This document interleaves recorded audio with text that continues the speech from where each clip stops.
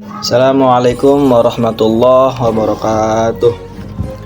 Selamat sore teman-temanku sekalian, salam sejahtera, salam perjuangan. Yang saya hormati Ibu Dr. Helna Nelis MPD selaku dosen pengampu mata kuliah Perencanaan Pendidikan. Semoga Allah Subhanahu wa taala sehatkan badannya dan panjangkan umurnya. Amin amin ya robbal alamin. Serta teman-teman yang sangat saya banggakan. Perkenalkan, nama saya Cahya Alfariji, biasa dipanggil Cahya ataupun Alfa, dengan NIM 241250028. Saya adalah salah satu mahasiswa di program studi Manajemen Pendidikan Islam UIN SMH Banten. Teman-teman sekalian, pada kesempatan kali ini kita akan sama-sama membahas mengenai konsep dasar perencanaan pendidikan. Di sini ada 4 suku kata. Yang pertama adalah konsep dasar perencanaan dan pendidikan. Lantas, apa sih urgensi daripada perencanaan dalam pendidikan maupun dalam kehidupan kita sehari-hari? Teman-temanku sekalian, tadi mengatakan bahwa perencanaan sangat krusial ataupun sangat penting untuk memastikan pencapaian tujuan, memberikan arah yang jelas, mengelola resiko, dan meningkatkan efisiensi serta efektivitas dalam berbagai bidang. Karena perencanaan yang baik dapat membantu memprediksi masa depan, memilih alternatif terbaik, menyusun skala prioritas, dan menyediakan dasar untuk pengawasan serta evaluasi. Teman-teman sekalian, ketika kita diamanahi untuk terjun ke dalam sistem ataupun memimpin sebuah sistem, baik itu pendidikan, organisasi, instansi pendidikan, dan lain sebagainya, tentu kita memiliki tujuan yang disebut dengan visi misi ketika ada di dalam sistem tersebut. Secara otomatis tentu kita memiliki tujuan ketika kita ada di dalamnya. Tentunya langkah awal untuk menggapai tujuan tersebut adalah membuat konsep dan perencanaan. Kayak apa sih yang harus kita lakukan untuk instansi ini?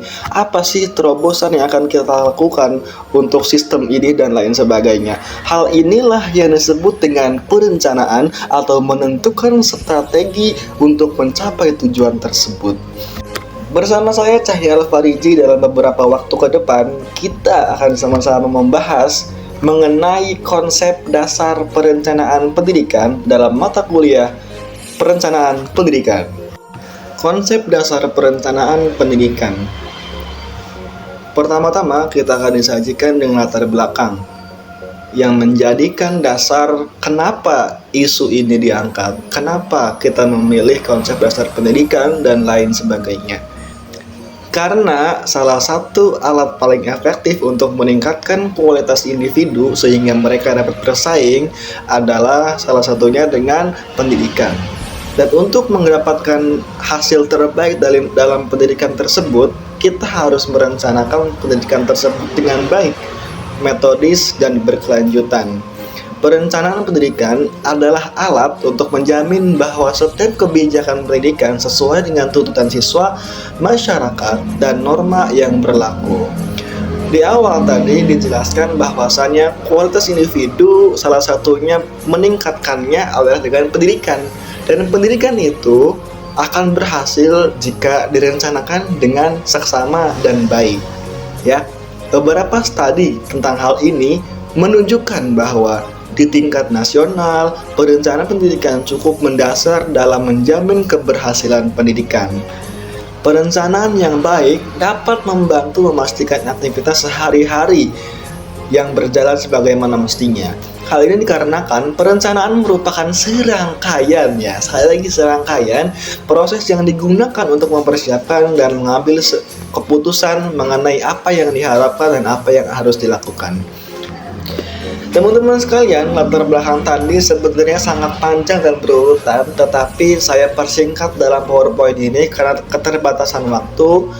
Dari latar belakang tadi dapat saya ambil beberapa rumusan masalah sesuai masalah-masalah yang ada di nasional. Yang pertama adalah apa sih yang dimaksud dengan pengertian konsep dasar perencanaan pendidikan, dan yang kedua apa tujuan dari perencanaan pendidikan. Terus yang ketiga, apa sajakah prinsip-prinsip dalam perencanaan pendidikan. Yang keempat, bagaimana manfaat perencanaan pendidikan berdampak dalam meningkatkan mutu pendidikan.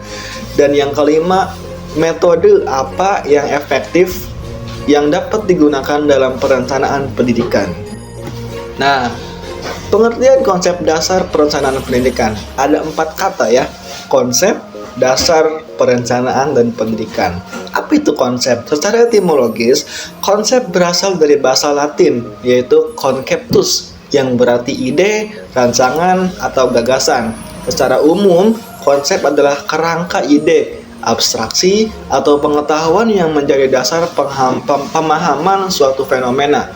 Kerlinger pada tahun 1973 menyatakan bahwasanya konsep adalah abstraksi yang digunakan untuk mengurutkan objek, peristiwa, atau fenomena dengan sifat yang serupa.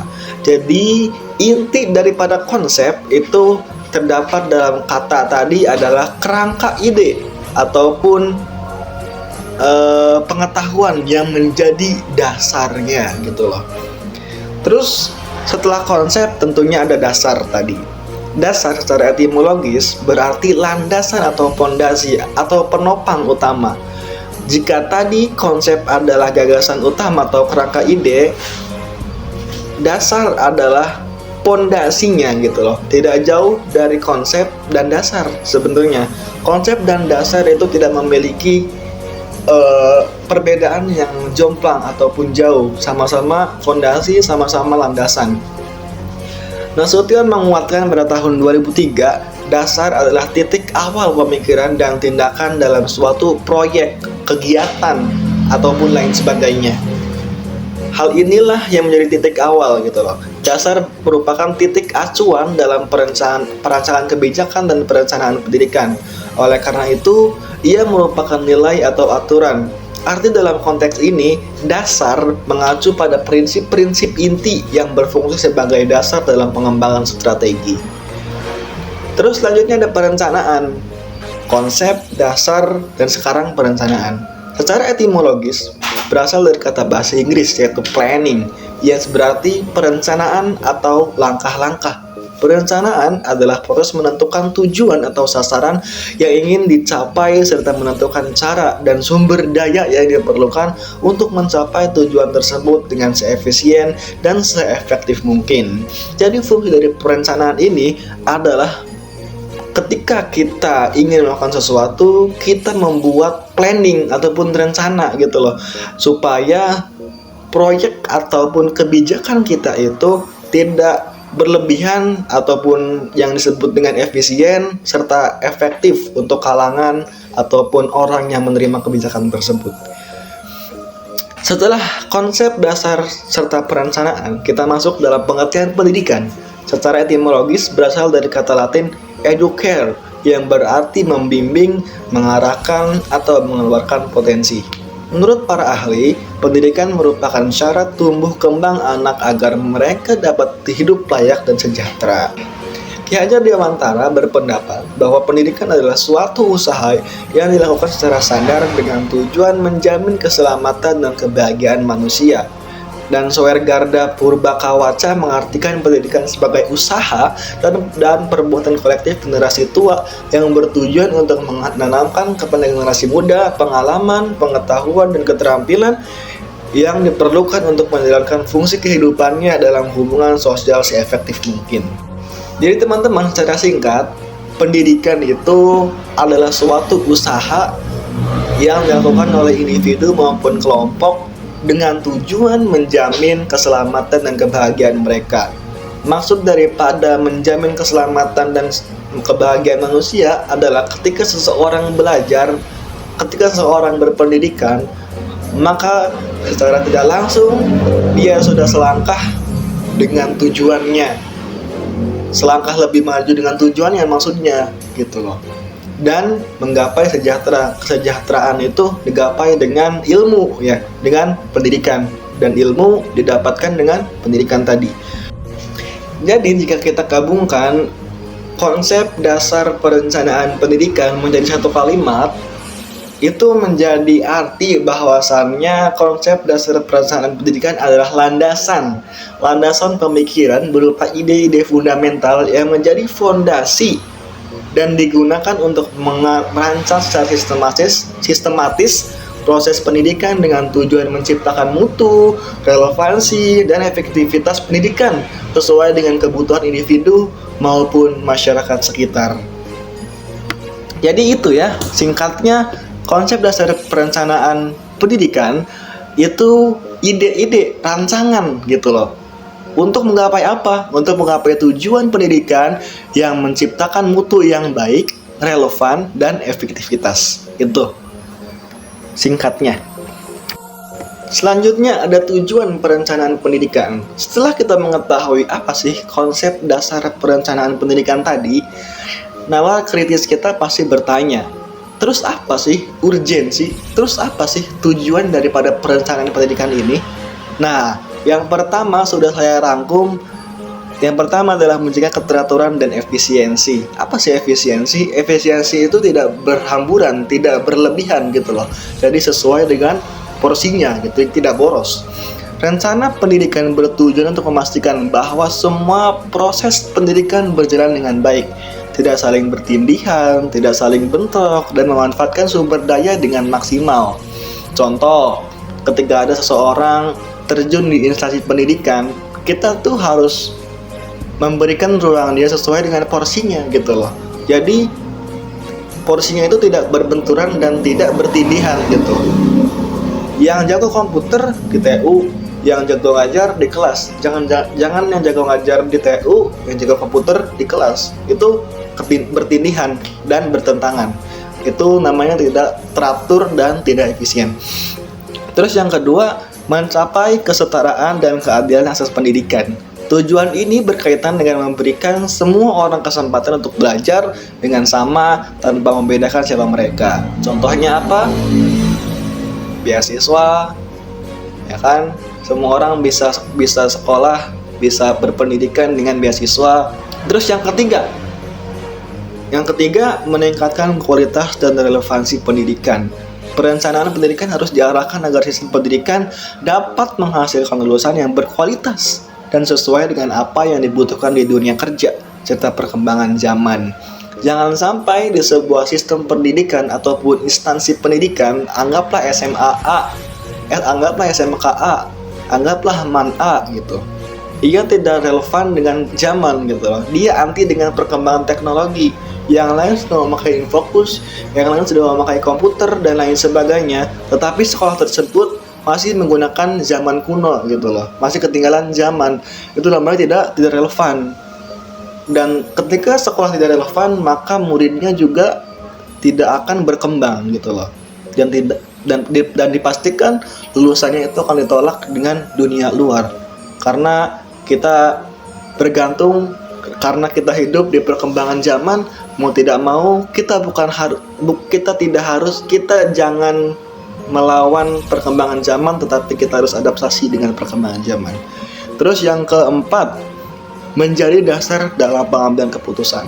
Perencanaan pendidikan berfungsi sebagai panduan dalam membuat kebijakan dan strategi. Tentunya kepala sekolah ataupun pimpinan sekolah sedari awal sudah merencanakan apa sih tantangan, apa sih rintangan yang akan ada di depan. Tentunya dengan perencanaan dan planning ini, pimpinan ataupun orang-orang yang ada di instansi pendidikan itu bisa mengambil keputusan dengan rencana tersebut gitu loh, dengan rencana yang sudah direncanakan gitu loh, dengan keputusan-keputusan yang sudah direncanakan gitu loh. Jadi seperti itu. Dan yang terakhir, mempersiapkan untuk menghadapi perubahan dan tantangan. Perencanaan pendidikan tidak hanya untuk mengatur keadaan sekarang, tetapi juga merencanakan masa depan agar siap menghadapi perubahan dalam masyarakat, ekonomi, dan teknologi. Seperti yang saya sebutkan tadi, bahwasannya sekolah itu harus bisa menghadapi perubahan dan harus bisa menghadapi tantangan. Sedari awal, jikalau sekolah itu sudah merencanakan solusi dan solusi daripada tantangan-tantangan yang akan dihadapi, seharusnya sekolah itu bisa siap siaga gitu loh untuk menghadapi tantangan-tantangan tersebut. Dan tujuan perencanaan ini adalah untuk menghadapi tantangan-tantangan tersebut ya.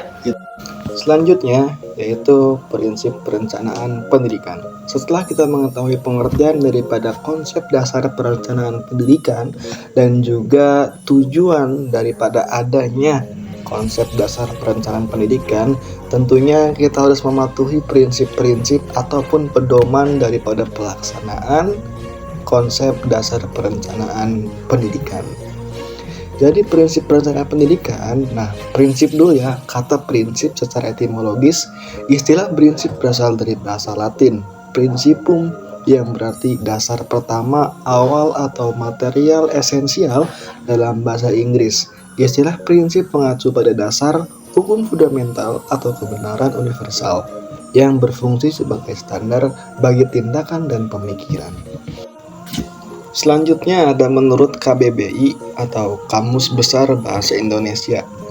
Menurut KBBI, prinsip adalah suatu pernyataan fundamental atau kebenaran umum maupun individual yang dijadikan oleh seseorang atau sekelompok sebagai sebuah pedoman untuk berpikir ataupun bertindak.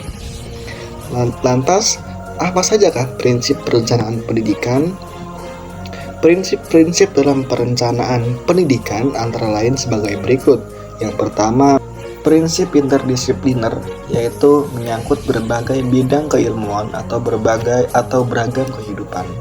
Hal ini sangat penting ya, karena hakikat layanan pendidikan kepada peserta didik harus menyangkut berbagai jenis pengetahuan, beragam keterampilan, dan nilai norma kehidupan yang berlaku di masyarakat.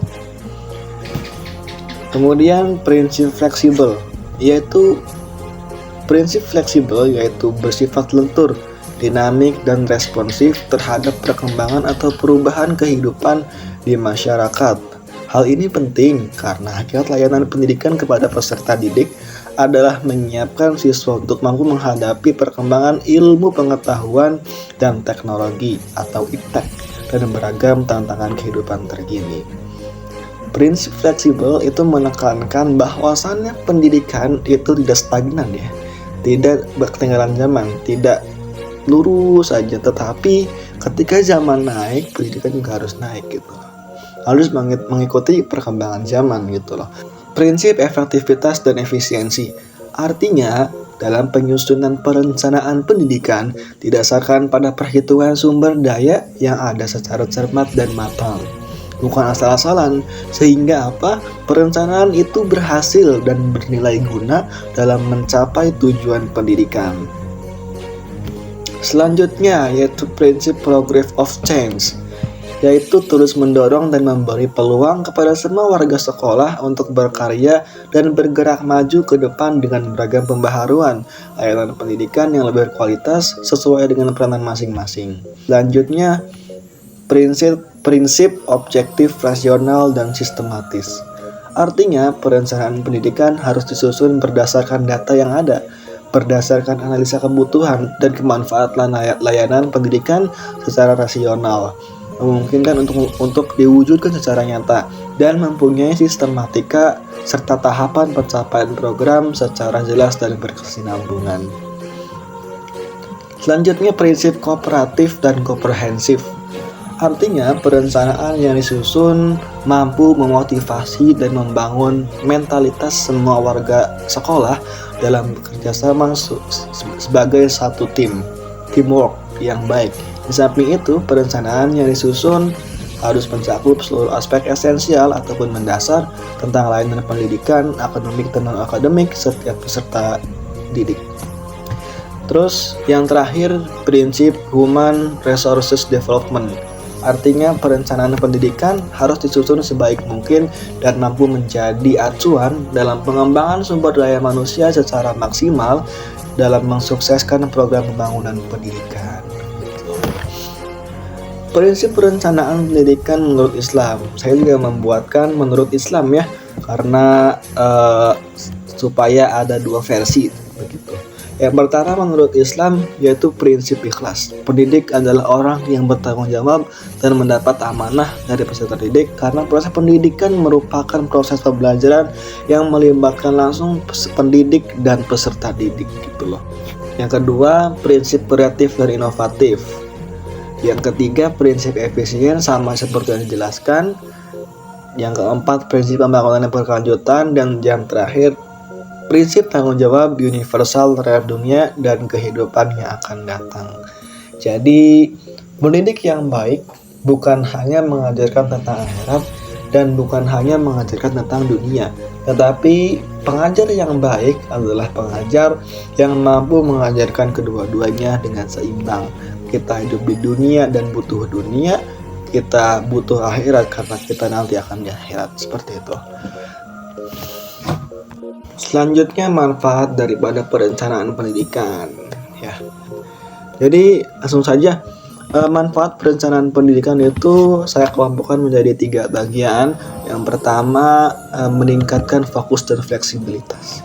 Kenapa perencanaan pendidikan meningkatkan fokus dan fleksibilitas?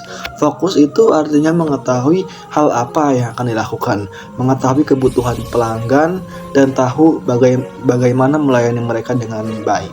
Kemudian yang kedua, meningkatkan orientasi tindakan. Perencanaan adalah cara bagi orang-orang dan organisasi untuk tetap dapat bersaing dan menjadi lebih baik. Kemudian setelah yang kedua tadi, kita disajikan dengan manfaat perencanaan pendidikan yang terakhir, yang yaitu meningkatkan koordinasi dan kontrol. Meningkatkan koordinasi artinya bahwa setiap individu dan kelompok dan subsistem dalam organisasi masing-masing melakukan banyak hal yang berbeda pada waktu yang sama. Ketika rencana dikoordinasikan antara orang-orang dan subsistem, maka kemungkinan besar bahwa prestasi gabungan ini akan menjadi lebih bermakna bagi organisasi. Mungkin sebagian daripada kita bertanya gitu, apa sih metode untuk mewujudkan hal-hal tersebut? Apa sih metode untuk mensukseskan ataupun mewujudkan daripada tujuan-tujuan tersebut yang tadi disebutkan? Yang pertama, metode heuristik. Metode ini dirancang untuk mengeksplorasi isu-isu dan untuk mengakomodasi pandangan-pandangan yang bertentangan atau ketidakpastian. Terus yang kedua, metode Delphi. Menurut Suljana, metode Delphi digunakan untuk menghimpun keputusan-keputusan tertulis yang diajukan oleh calon peserta didik atau para pakar yang tempat tinggalnya tersebar dan mereka tidak dapat berkumpul atau bertemu muka dengan menentukan keputusan ini. Metode ini pada dasarnya merupakan proses kegiatan kelompok dengan menggunakan jawaban-jawaban tertulis dari para calon peserta didik atau para pakar terhadap rancangan keputusan yang diajukan secara tertulis kepada mereka. Terus yang ketiga, ada metode Man-Wise and Analysis. Metode ini digunakan untuk meneliti sumber-sumber dan alternatif untuk mencapai tujuan tertentu. Terus yang keempat, ada metode Econometric Analysis. Metode ini menggunakan data empirik, teori ekonomi, dan statistika dalam mengukur perubahan dalam kaitan dengan ekonomi. Yang kelima, metode Input-Output Analysis. Metode ini dilakukan dengan mengadakan pengkajian terhadap interrelasi dan interdependensi sebagai komponen masukan dan keluaran dari suatu sistem. Yang keenam, metode Cause Effect Diagram. Metode ini digunakan dalam perencanaan dengan menggunakan sequence hypothetical untuk memperoleh gambaran tentang masa depan. Metode ini sangat cocok untuk perencanaan yang bersifat strategis. Terus yang ketujuh ataupun yang terakhir, metode Value Added Analysis. Metode ini digunakan untuk mengukur keberhasilan peningkatan produksi atau layanan. Dengan demikian, kita dapat mendapatkan gambaran singkat dari aspek tertentu terhadap aspek lainnya. Sementara itu, Husaini Usman melihat kecenderungan dari berbagai aspek yang dapat dipertimbangkan untuk merumuskan rencana dan program. Oke, teman-teman sekalian, kita sampai pada titik kesimpulan ya. Dari awal teman-teman yang menyimak barangkali Mulai dari pengertian, manfaat, tujuan, metode, dan lain sebagainya sudah saya jelaskan dan saya paparkan sebisa saya mungkin. Jadi kesimpulannya apa? Kesimpulannya perencanaan pendidikan adalah proses sistematis, terukur. Merancang pendidikan agar sesuai dengan kebutuhan masyarakat serta menciptakan kualitas pendidikan yang jauh lebih baik. Tujuan perencanaan mencakup pengawasan pelaksanaan, penjadwalan kegiatan, identifikasi orang yang terlibat, dan biaya serta kualitas pekerjaan. Juga membantu mendeteksi hambatan, mencapai tujuan, mengurangi kegiatan tidak produktif, dan memberikan gambaran mengenai kegiatan. Terdapat juga berbagai jenis perencanaan seperti partisipatif, teknokrat, bottom up, dan top down. Kemudian prinsip-prinsip daripada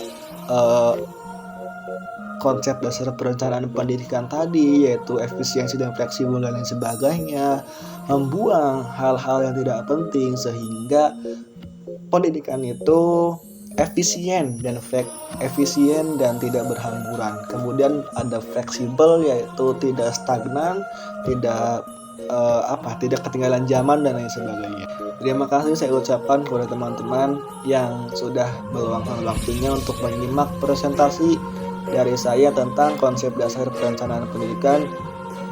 Juga tidak lupa saya ucapkan terima kasih kepada Ibu Dr. Hena Nelis MPD selaku dosen pengampu mata kuliah perencanaan pendidikan. Kurang lebihnya mohon maaf apabila banyak kekurangan. Wallahul muwaffiq ila aqwamit thoriq. Assalamualaikum warahmatullahi wabarakatuh.